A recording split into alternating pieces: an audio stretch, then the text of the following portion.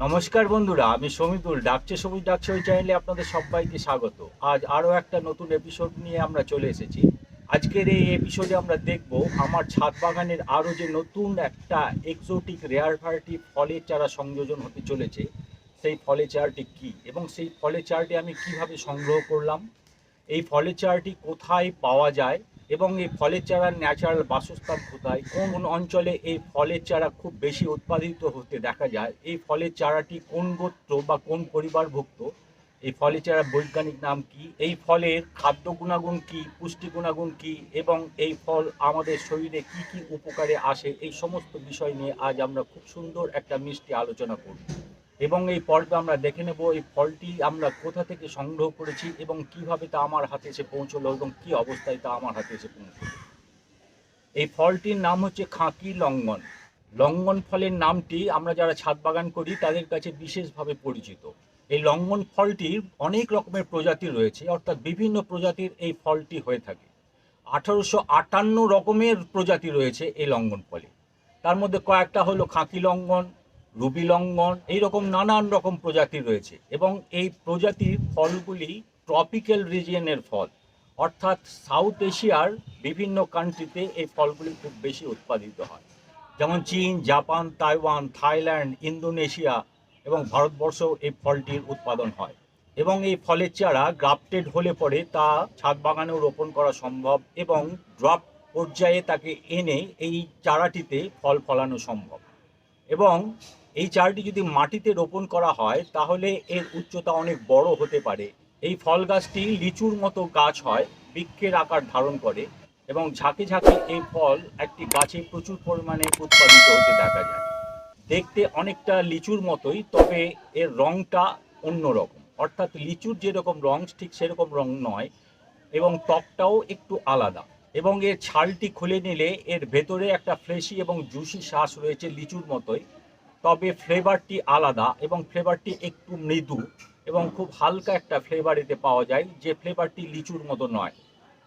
এবং এটি অত্যন্ত জুসি ও মিষ্টি এবং খুব মিষ্টি হওয়ার ফলে এটি খেতে ভীষণ সুস্বাদু। এই ফলটি সোববেরি পরিবারভুক্ত এবং দেখতে অনেকটা লিচু বা রামভুটানের মতো, তবে লিচুর মতো তো বড় সাইজের হয় না। এক একটি ফলের সাইজ অলিভ ফলের মতো হয় এবং এর ভেতরের ফ্লেশটি ঠিক লিচুর মতোই একটু ঘোলাটে এবং অত্যন্ত জুসি হওয়ায় এটিকে দেখতে অনেকটা ড্রাগনের আয়ের মতো, অর্থাৎ ড্রাগনের চোখের বলের মতো। সেই কারণে কোথাও কোথাও এই ফলটিকে ড্রাগন আই ফ্রুটও বলা হয়। এর খাদ্যগুণের শেষ নেই। আমরা 20 পিস লঙ্ঘন যদি নিই তাহলে তার মধ্যে আমরা যে যে খাদ্য উপাদানগুলি পেতে পারি সেগুলি হলো: পুষ্টিগুণ 38 ক্যালোরি, প্রোটিন 1 গ্রাম, ফ্যাট 0 গ্রাম, অর্থাৎ কোনো ফ্যাট নেই এতে, কার্বোহাইড্রেট 10 গ্রাম, এতে ওয়াটার কন্টেন্ট থাকে 82.75%। ফলটিতে প্রচুর পরিমাণে ফাইবার থাকার ফলে আমাদের বাউল সিস্টেমটা অত্যন্ত স্মুথ হয়ে যায় এবং পায়খানা পরিষ্কার হয়। যারা কোষ্ঠকাঠিন্যে ভোগেন তাদের পক্ষে এই ফলটি খুবই উপকারী এবং তারা অনেকটা রিলিফ পেতে পারে।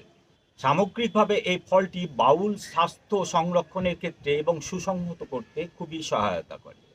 এতে আছে ভিটামিন সি, ভিটামিন বি2 অর্থাৎ রাইবোফ্লেভিন আছে 8.2%, ভিটামিন বি1 অর্থাৎ থায়ামিন আছে 2.1%, ভিটামিন বি3 অর্থাৎ নিয়াসিন আছে 1.3%। এই ফলটির বৈজ্ঞানিক নাম ডিমোকার্পাস লঙ্ঘন। এই ফলটিতে আমরা পাই মডারেট পরিমাণে মিনারেলস, যেমন copper, potassium, manganese, magnesium, zinc, iron, calcium. এছাড়াও আছে ফসফরাস। কী পরিমাণে মিনারেলসগুলি আমরা পেতে পারি তার চিত্রটা যদি আমরা একটু আলোচনা করে নিই তাহলে দেখতে পাবো এতে ক্যালসিয়াম আছে 0.1%, জিঙ্ক আছে 0.3%, আয়রন আছে 0.7%, কপার আছে 8.5%, পটাশিয়াম 7.6%, ম্যাঙ্গানিজ 2.6%, ম্যাগনেসিয়াম 2.5%, আর ফসফরাস 2.1%।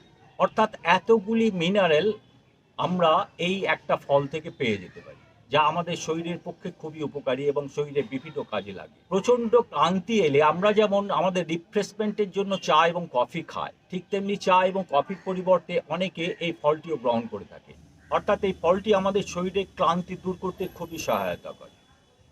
আমরা যখন ক্লান্তি বোধ করি তখন 2-3টি এই ফল আমরা যদি খেয়ে নিই তাহলে শরীরটা ভীষণ চাঙ্গা হয়ে ওঠে এবং আমাদের সমস্ত ক্লান্তি দূর হয়ে যায় এবং আমরা অত্যন্ত রিফ্রেশড ফিল করতে পারি। এটি ইনসমনিয়া অর্থাৎ অনিদ্রা দূর করে। অর্থাৎ এই ফলটি যদি আমরা খাই তাহলে আমাদের খুব সুন্দর নিদ্রা আসতে পারে। শরীর ও মনের স্ট্রেস কমায়। এটি আমাদের ত্বকের স্বাস্থ্য সুরক্ষিত রাখে এবং ত্বক উজ্জ্বল করে। তবে এই ফলটি গর্ভবতী মহিলাদের খুব একটা খাওয়া উচিত নয়, কেননা গর্ভাবস্থায় শরীরের ভেতরের তাপমাত্রা কিছুটা বেশি থাকে এবং যেহেতু এই ফলটি একটু তাপ রিলিজ করে শরীরে, সেই কারণে এটি গর্ভবতী মহিলারা খেলে শরীরের অন্দরের তাপের মাত্রা একটু বেড়ে যেতে পারে এবং তাতে গর্ভের শিশুর ক্ষতি হতে পারে। সেই কারণে এটি অ্যাভয়েড করাই ভালো। যে সমস্ত গর্ভবতী মহিলা রয়েছেন তাদের এই ফলটি খাওয়া উচিত নয়।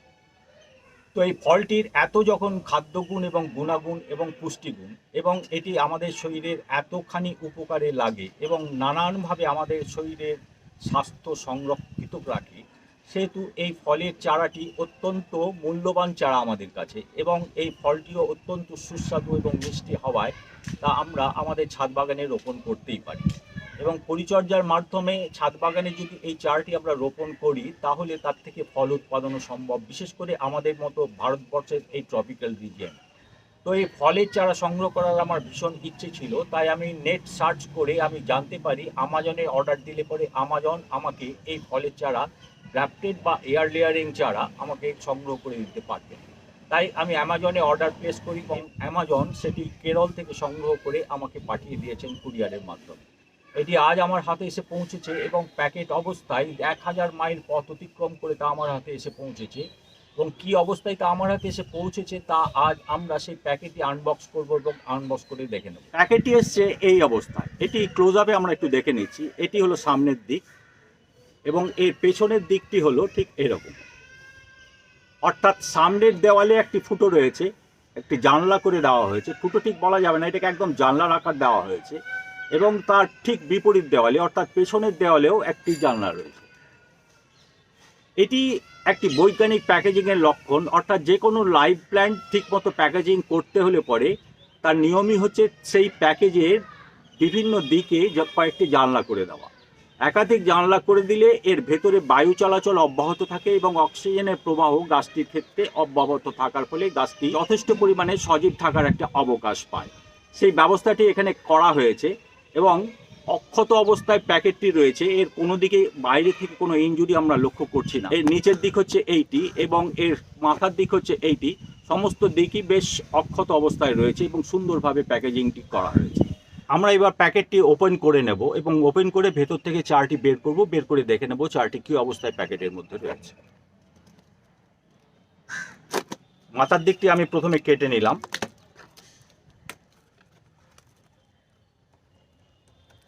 এর মাথার দিক থেকে চারটি এই অবস্থায় আমরা দেখতে পাচ্ছি।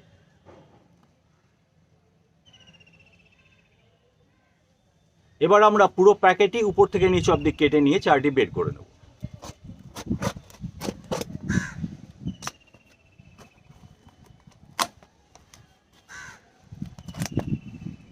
চারটি ভেতরে এই অবস্থায় রয়েছে। একটি ছোট 5 ইঞ্চি গ্রোয়িং টব দেওয়া হয়েছে এবং এই টবের মধ্যে চারটি রোপিত রয়েছে এবং খুব সুন্দর অবস্থায় সবুজ সতেজ অবস্থায় রয়েছে।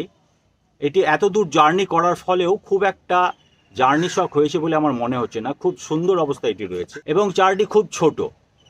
তা হোক, চারটি খুব ছোট হলে পরেও এই ধরনের ছোট চারাই মানুষ করার পক্ষে খুব তৃপ্তি পাওয়া যায় এবং এটি খুব সহজে মানুষ করা যায় এবং এই ছোট চারা বাড়িয়ে তোলার পক্ষে যে আনন্দ, সেই আনন্দটা একটা অসীম তৃপ্তি এনে দেয়।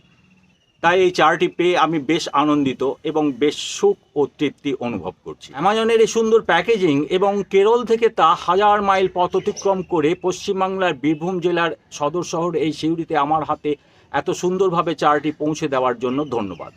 এবং এই চারাটি সংগ্রহ করতে গিয়ে আমার মোট খরচ পড়েছে 149 টাকা মাত্র 149 টাকাতেই আমি এই চারাটি সংগ্রহ করে ফেলতে পারলাম এবং তা আমার ছাদ বাগানের আরও একটি নতুন সদস্য হিসেবে সংযোজিত হলো। এবং এই এক্সোটিক রেয়ার ভ্যারাইটি ফলের চারাটি এত দূর পথ অতিক্রম করে এসেছে বলে কিছুটা ভেতরে ভেতরে জার্নি শক্ত থাকবেই, সেই জার্নির শখ যাতে সে অ্যাবজর্ব করতে পারে তার জন্য আজ এই চারাটিকে আমি একটু স্নান করিয়ে দেবো ফ্রেশ ওয়াটারে। এবং ফ্রেশ ওয়াটারে স্নান করিয়ে দেওয়ার পর 1 লিটার জলে 2 গ্রাম এপসম সল্ট মিশিয়ে একটি দ্রবণ তৈরি করে তা এই চারাটিতে স্প্রে করে দেব। এবং বন্ধুরা, আপনারা জানেন এপসম সল্ট আর কিছুই নয়, ম্যাগনেসিয়াম সালফেট। এবং এই ম্যাগনেসিয়াম সালফেট যে কোনো চারার ক্ষেত্রে যে কোনো ধরনের শক হয়ে থাকলে পরে সেই শক অ্যাবজর্ব করার কাজে অনেকখানি সহায়তা করে। তাই আমি এই এপসম সল্ট মিশ্রিত দ্রবণ এই চারাটিতে অল্প পরিমাণে স্প্রে করে দিয়ে এটি আমার গ্রিন শেডে রেখে দেবো 3 দিন। এবং 3 দিন রেখে দেওয়ার পর যখন দেখবো চারাটি একটু সতেজ হয়ে উঠেছে এবং একটু চাঙ্গা হয়ে উঠেছে এবং বুঝতে পারবো তা আমার ছাদ বাগানের পরিবেশের সাথে মানিয়ে নিতে পেরেছে, তখন এই চারাটিকে আমি রোপণ করার জন্য উপযুক্ত মাটি তৈরি করে তা রোপণ করব। তো এই ছিল আমাদের আজকের পর্ব। এই পর্বটি যদি আপনাদের ভালো লেগে থাকে এবং তা কোনোভাবে আপনাদের একটু তৃপ্তির ছোঁয়া দিতে পারে তাহলে অতি অবশ্যই বেশি বেশি করে লাইক, শেয়ার এবং কমেন্ট করুন। এবং আমাদের ডাকছে সবুজ ডাকছে চ্যানেলের এই পর্বে যারা নতুন তারা অতি অবশ্যই চ্যানেলটি সাবস্ক্রাইব করে দেবেন প্লিজ, এবং ডান দিকের বেল আইকনটি বাজিয়ে অল নোটিফিকেশনে ক্লিক করে দেবেন। তাহলে পরবর্তী পর্যায়ে এরকমভাবে ছোট্ট সুন্দর মিষ্টি যে সমস্ত এপিসোডগুলি আমরা নিয়ে আসবো তা অতি দ্রুত সরাসরি আপনাদের কাছে পৌঁছে যাবে। আজ তবে আসি, আপনাদের সকলের শুভ হোক, মঙ্গল হোক, আপনারা সবাই ভালো থাকুন। নমস্কার।